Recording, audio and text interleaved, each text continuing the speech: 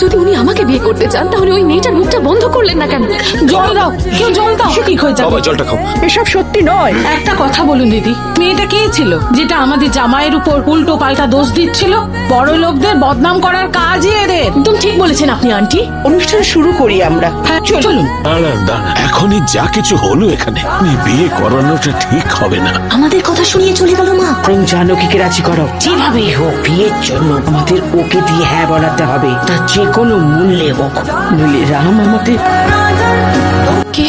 এই যে তোমায় কখন থেকে সত্যিটা বলার চেষ্টা করছিল। আমি ভাবলাম হার স্যার এসেছেন। এখন পালিয়ে কি লাভ? দিই বলছিলাম কোনো গন্ডগোল আছে বলে এত বড় একটা মানুষ তোকে কেন বিয়ে করতে যাবে? ওনার প্ল্যান আবার ডাবল গেম খেলার ছিল না তো? ঘরে একজন আর বাইরে একজন এরকম। আরো আমাকে রাজেশ আমার হাত খোলো। তোমার এই নাটক বন্ধ করো। কতদিন জারুকির কাছে মিথ্যে বলবে? আমি ওকে সত্যি বলবো, আমার হাত খোলো। বাবা আমি অনেক চেষ্টা করেছি, ও চুপ করতে চাইছে না, চিৎকার করেই যাচ্ছে। জল খাবে?